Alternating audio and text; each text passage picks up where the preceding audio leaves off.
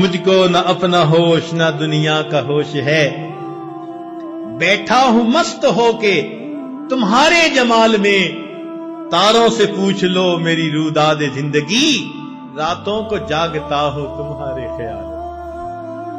اللہ کی یاد میں راتوں کو جاگتے ہیں۔ تیسرا سبب جس سے انسان کا دل زندہ ہوتا ہے، الاستغفار، استغفار پڑھنا۔ ہمارے مشائخ فرماتے ہیں 100 دفعہ صبح 100 دفعہ شام، یہ کم از کم ہے، ورنہ 200 مرتبہ صبح 200 مرتبہ شام پڑھے۔ استغفار پڑھنے سے انسان کے دل کی میل دور ہو جاتی ہے۔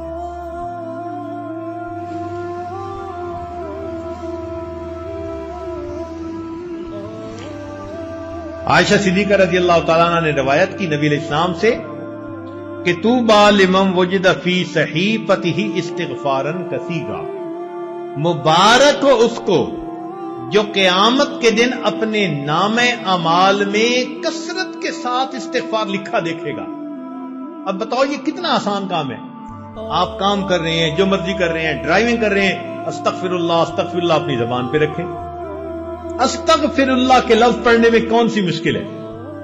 آپ اس کو 1000 دفعہ پڑھ سکتے ہیں، یا تو پورا پڑھیں استغفر اللہ ربی من کل ذنب واتوب الیہ، نہیں پڑھ سکتے تو فقط استغفر اللہ بھی پڑھیں گے تو برکت سے خالی نہیں رہے گی۔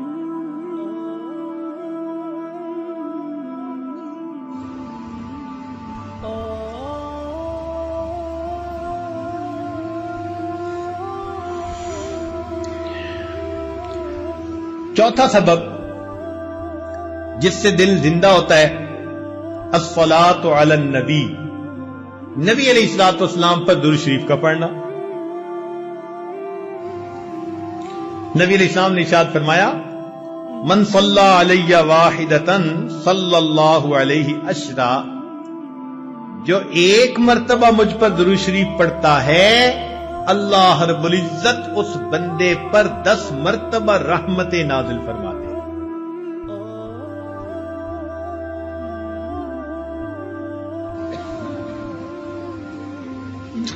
چنانچہ ہمارے مشائخ نے لکھا ہے وَكَذَلِكَ جَعَلَ جَزَاءَ ذِكْرِ نَبِيِّهِ ذِكْرَ مَنْ ذَكَرَهُ، کہ اللہ تعالیٰ کو اپنے محبوب سے ایسی محبت ہے کہ جو اللہ تعالیٰ کے محبوب کو یاد کرتا ہے درود شریف پڑھنے کے ذریعے سے اللہ اس بندے کو 10 مرتبہ یاد کرتے ہیں۔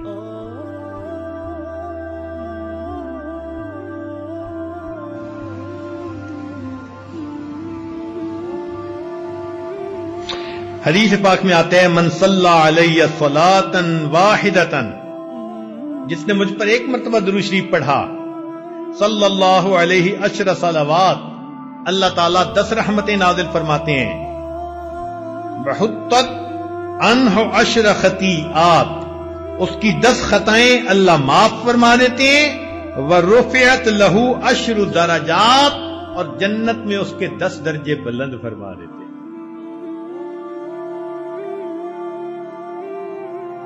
اس لیے نبی علیہ السلام نے ارشاد فرمایا البخیل من ذکرت عندہ فلم یصلی، بخیل ہے وہ شخص جس کے سامنے میرا نام آئے، میرا تذکرہ ہو اور وہ مجھ پر درود نہ پڑھے۔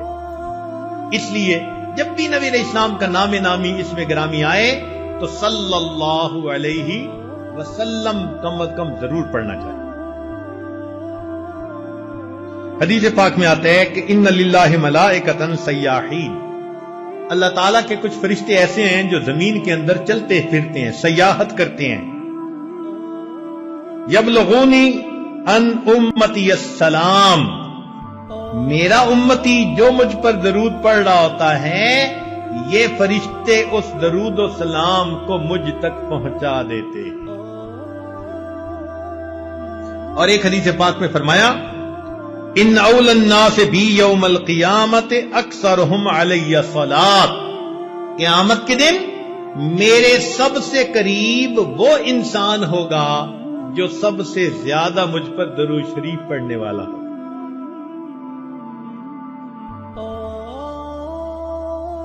تو معلوم ہوا کہ ہمیں یہ سب اسباب عمل میں لانے ہیں.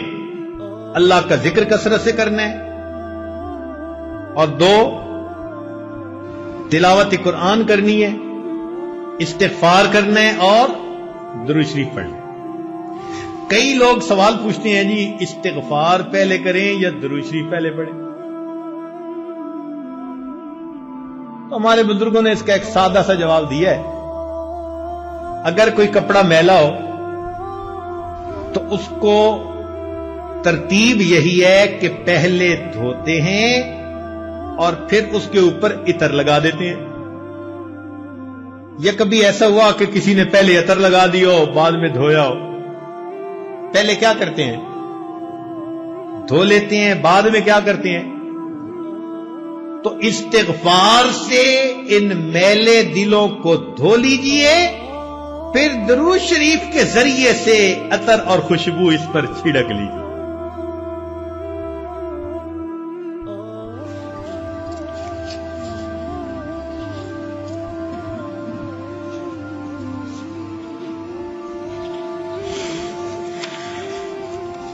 اگلا سبب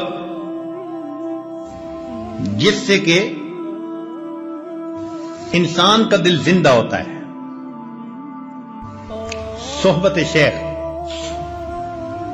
اللہ تعالیٰ ارشاد فرماتے ہیں یا ایھا الذین آمنوا اتقوا اللہ وکونوا مع الصادقین، اے ایمان والو اللہ سے ڈرو اور سچوں کے ساتھ رہو، جن کے قول اور فعل میں تضاد نہیں ہوتا، جن میں درنگی نہیں ہوتی.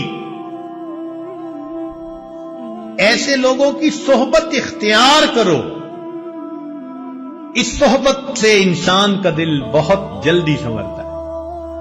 ان اللہ والوں کے دل مقناطیس کی طرح ہوتے ہیں. جیسے لوہے کو مقناطیس کھینچتا ہے، اللہ کے بندوں کے دلوں کو اللہ والوں کے دل ایسے کھینچتے ہیں. تاثیر ہوتی ہے.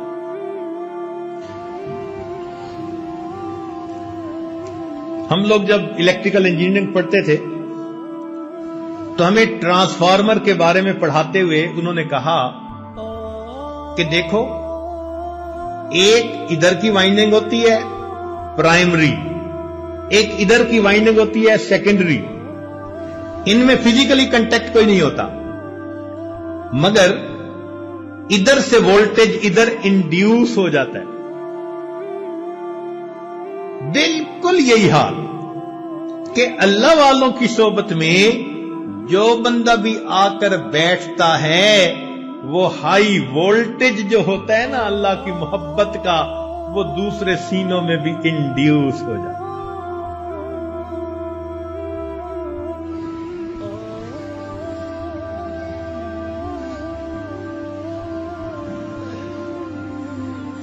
الصحبت مؤثرۃ، صحبت کی تاثیر ہوتی ہے. صحبت صالح ترا صالح کند، صحبت طالع ترا طالع کند. نیکوں کی صحبت انسان کو نیک بنا دیتی ہے اور بدکار بندے کی صحبت انسان کو بد بنا دیتی ہے. علماء نے لکھا ہے کہ جو لوگ جانور پالتے ہیں نا، ان جانوروں کا بھی انسان پر اثر ہو جاتا ہے. مثال کے طور پہ جو لوگ گھوڑے پالتے ہیں نا، ان میں بہادری آ جاتی ہے. جو لوگ اونٹ پالتے ہیں ان میں ضد ہٹ دھرمی آ جاتی ہے. اور جو لوگ بکریاں پالتے ہیں ان میں عاجزی آ جاتی ہے. اب ذرا غور کریں کہ جانور کے ساتھ وقت گزارنے سے اگر جانور کے اس کے اوپر اثرات آ جاتے ہیں، تو ہم اگر اللہ والوں کے ساتھ وقت گزاریں گے تو کیا ہمارے اوپر ان کے اچھے اثرات نہیں آئیں گے؟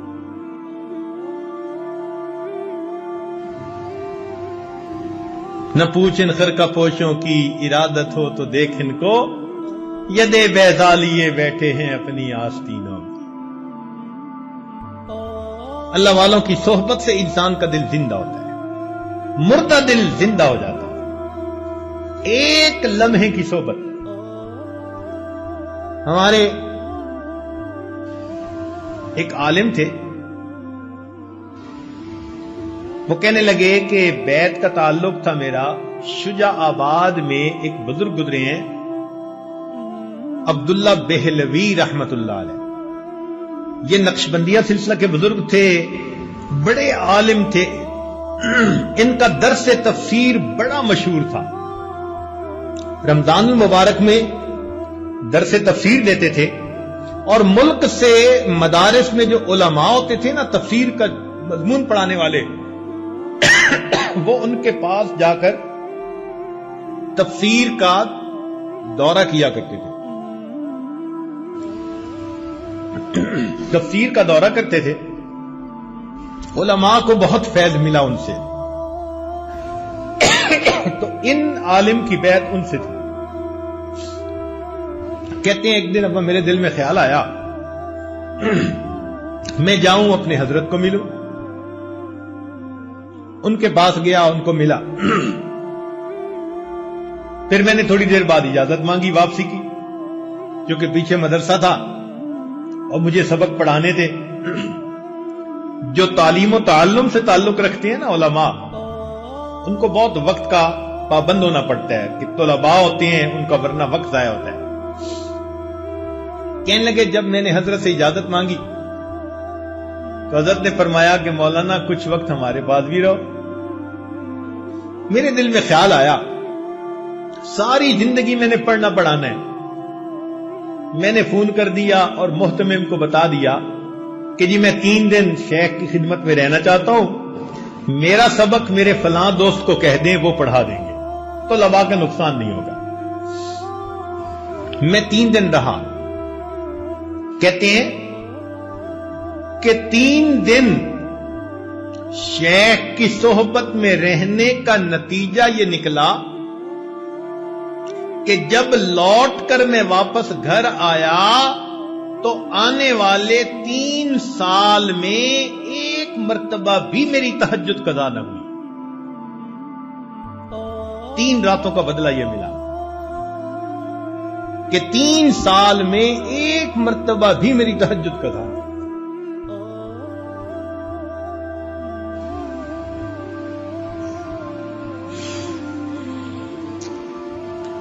دل کو زندہ کرنے کا ایک سبب اتباع سنت. ہر کام نبی علیہ الصلوۃ والسلام کی سنت کے مطابق کریں. ہر کام، کھانا پینا، چلنا پھرنا، اٹھنا بیٹھنا، رفتار گفتار کردار، ہر چیز نبی علیہ السلام کی سنت کے مطابق. ہمارے سلسلہ عالیہ نقشبندیہ میں اس کا بہت اہتمام بتایا جاتا ہے. چھوٹے سے چھوٹا عمل، بڑے سے بڑا عمل، کوئی عمل بھی سنت کے خلاف نہیں ہونا چاہیے. ہر وقت نظر اس چیز کو تلاش کرتی رہے کہ میں نے اس عمل میں کیسے کرنا ہے. اور اس کا بہترین طریقہ یہ بھی ہے کہ مسنون دعائیں یاد کر لیجئے. کتابیں مل جاتی ہیں چھوٹی سی، نبی علیہ الصلوۃ والسلام کی مسنون دعائیں، پیارے نبی علیہ السلام کی پیاری دعائیں، ان کو یاد کر لیں اور جس موقع پر پڑھنے کی دعا ہو اس پر پڑھتے رہیں. جو لوگ کہتے ہیں نا جی کہ وقوف قلبی نہیں رہتا، وہ دوسرے لفظوں میں بتا رہے ہوتے ہیں جی کہ میں مسنون دعا کی پابندی کوئی نہیں کرتا. اس لیے کہ مسنون دعا کی پابندی کرنے کا انعام یہ ملتا ہے کہ انسان ہر وقت اللہ کی طرف متوجہ رہتا ہے. کھانا کھانے کی دعا، کھانے کے بعد کی دعا، سو کر اٹھنے کی دعا، سونے سے پہلے کی دعا، کسی سے ملنے کی دعا، گھر میں داخل ہونے کی، نکلنے کی، ہر موقع کی دعائیں ہیں. تو مسنون دعاؤں کی برکت سے اللہ تعالی وقوف قلبی کا رکھنا آسان فرما دے. آپ اس کا تجربہ کر لیجئے. جب آپ محسوس کریں نا کہ جی میں وقوف قلبی کا دھیان نہیں رکھ سکتا یا رکھنا مشکل ہے، آپ محسوس کریں گے کہ سنت دعائیں پڑھنے میں آپ کوتاہی کر رہے ہیں. ان کی پابندی کریں، آٹومیٹکلی اللہ کی طرف دھیان رہے گا، توجہ رہے گا.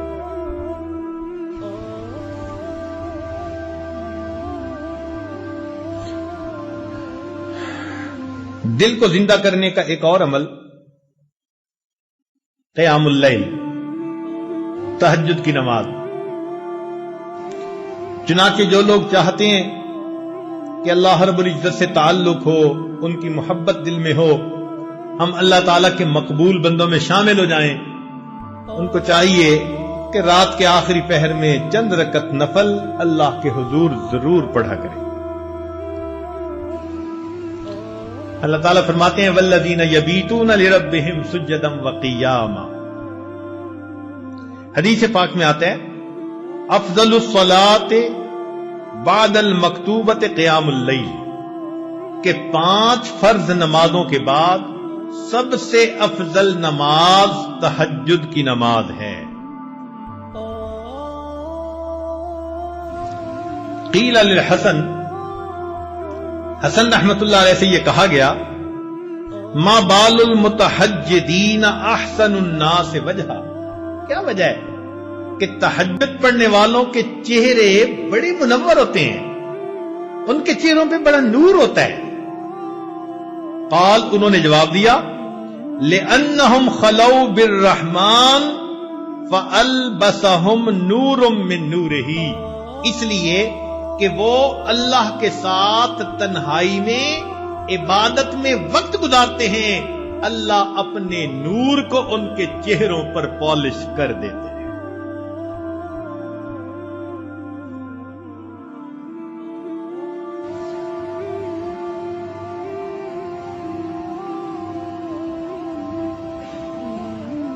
ایک بزرگ فرمایا کرتے تھے کہ حضرت، ان کے پاس ایک بندہ آیا، اس نے کہا کہ حضرت مجھے رات تہجد کی توفیق نصیب نہیں ہوتی، کوئی عمل بتا دے۔ انہوں نے آسان سا جواب دے دیا، فرمانے لگے اے دوست، تو اپنے دن کے اعمال کو سنوار لے، اللہ تعالیٰ تجھے رات کے اعمال کی توفیق عطا فرما دے۔ ہم دن میں جو نافرمانیاں کرتے ہیں نا، ان کی وجہ سے رات کی عبادت سے محروم کر دیے جاتے ہیں۔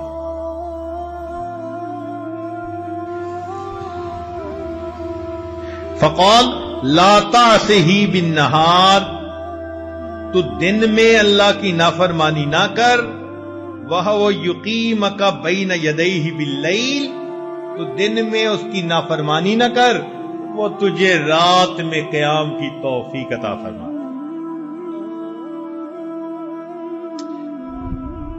یروی عن سفیان ثوری، سفیان ثوری رحمۃ اللہ سے یہ بات منقول ہے، فرماتے تھے کہ حرمت قیام اللیل 5 اشہر بذنب اصبتہ، ایک مرتبہ ایک گناہ مجھ سے سرزد ہو گیا جس کی وجہ سے 5 مہینے تہجد کی نماز سے میں محروم ہو گیا۔ اور پتہ ہے وہ گناہ کون سا تھا؟ فرماتے ہیں گناہ یہ تھا کہ ایک نوجوان دعا مانگتے ہوئے رو رہا تھا، اور میں نے اس کی طرف دیکھ کر گمان کیا کہ یہ ریاکاری کر رہا ہے۔ میں نے اپنے دل میں اتنا سوچا ریاکاری کر رہا ہے۔ اس بدگمانی کے گناہ کی وجہ سے اللہ نے 5 مہینے تہجد سے مجھے محروم کر دیا۔ اور ہم کتنی بدگمانیاں کرتے ہیں لوگوں کے بارے میں بھائی، ہر کسی سے بدگمان الا ماشاء اللہ، پھر کہتے ہیں جی تہجد نہیں ملتی۔ اور پھر بعض دوست تو ایسے ہیں جو بڑے مطمئن ہوتے ہیں، اور جی ہم سارا دن مدرسے میں قرآن پڑھاتے ہیں، حدیث پڑھاتے ہیں، رات تہجد نہ پڑھی تو کیا ہوا، ثواب تو مل ہی جاتا ہے۔ تو بھئی صحابہ کرام سارا دن سبزیاں بیچتے تھے، جو وہ رات کو تہجد کا اتنا اہتمام کرتے تھے، وہ کیا کرتے تھے؟ وہ بھی تو سارا دن دین کے کام میں لگے رہتے تھے نا، فرسان بالنہار ہوتے تھے، اور پھر اللہ ان کو رہبان باللیل بنا دیا کرتا۔ رات گھوڑے کی پیٹھ پہ ہوتے تھے صبح میں، اور رات مسلح کی پیٹھ پر ہوا کرتے تھے۔ تو یہ تو نفس ہمیں مطمئن کر دیتا ہے نا کہ کوئی بات نہیں اگر تہجد کی توفیق نہیں ملتی۔ اچھا ایک بات ذرا توجہ سے سنیں، کہ ایک تو ہے ہمارا سوچنا، ہم تہجد پہ نہیں اٹھتے، اور ایک سوچ کا انداز اور بھی ہے۔ وہ کیا؟ حدیث پاک میں آتا ہے اللہ تعالیٰ رات کو فرشتوں کی 3 جماعتیں بنا دیتے ہیں۔ فرشتوں کی کتنی جماعتیں؟ 3 جماعتیں بنا دیتے ہیں۔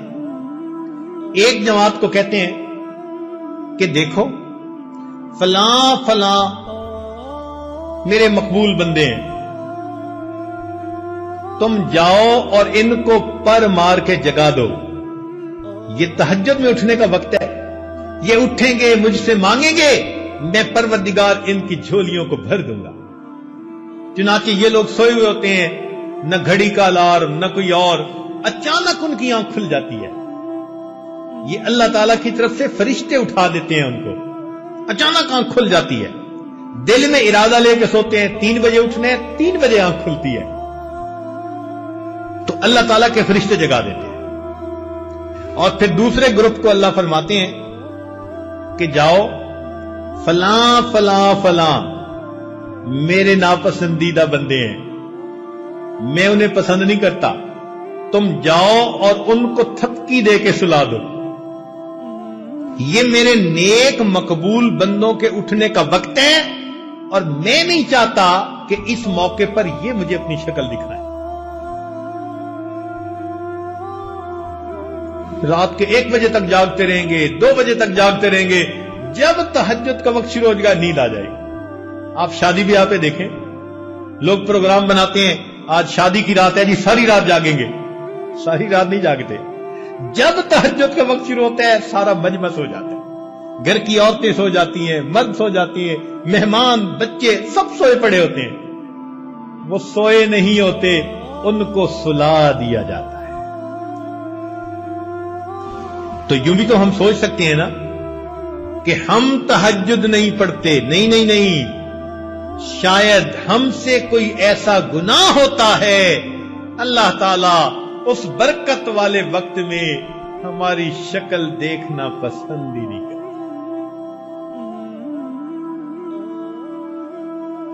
تو یہ اسباب ہیں دل کو زندہ کرنے کے۔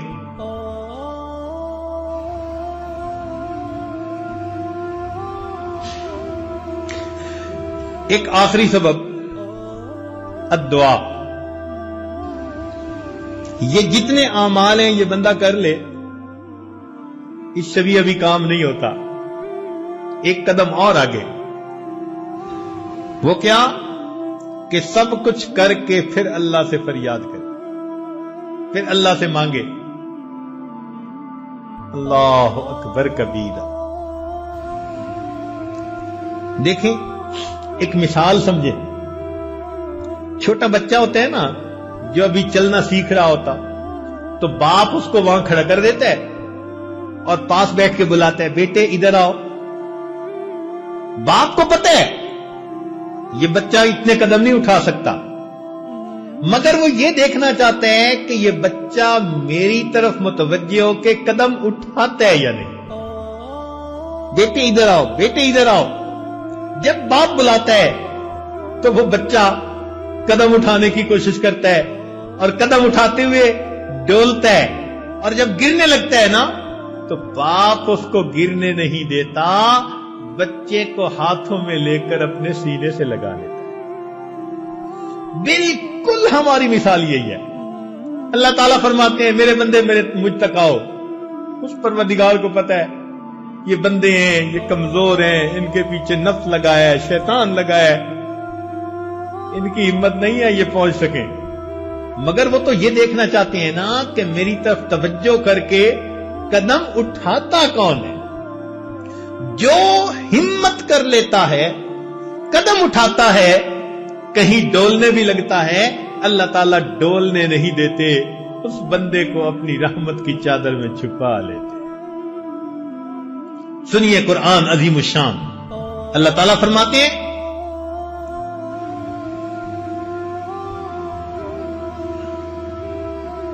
وَلَوْلَا فَضْلُ اللَّهِ عَلَيْكُمْ وَرَحْمَتُهُ، اگر اللہ کا فضل اور اس کی رحمت تم پر نہ ہوتی، ما زکا منکم من احد ابدا، تم میں سے کبھی بھی کوئی ستھرا نہ ہوتا، ولیکن اللہ یزکی من یشاء، اللہ جس کو چاہتے ہیں ستھرا کر دیتے۔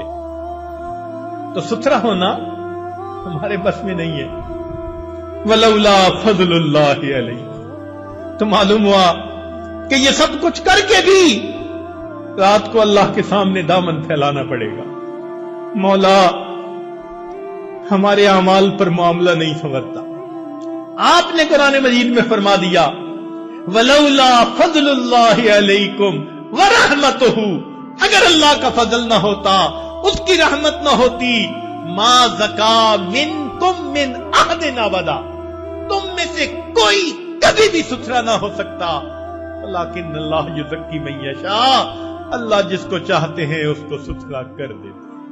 اے مولا میں اس وقت دامن پھیلائے بیٹھا ہوں، آپ سے آپ ہی کو چاہتا ہوں، اللہ رحمت کی نظر کر دیجئے، تیری ایک نگاہ کی بات ہے، میری زندگی کا سوال ہے کہ اللہ رحمت کی ایک نظر ڈال دیجئے، میری بگڑی بنا دیجئے، میری کشتی پار لگا دیجئے، میں نے جھولی پھیلا دی ہے۔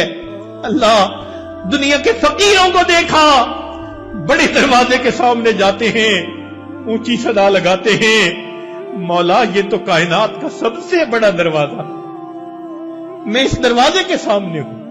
اے اللہ دنیا کا فقیر کسی دروازے سے خالی چلا جائے، توقع ہوتی ہے دوسرے دروازے سے مل جائے گا، مگر جو تیرے دروازے سے خالی اٹھا، مولا اس کے لیے کوئی دوسرا دروازہ نہیں۔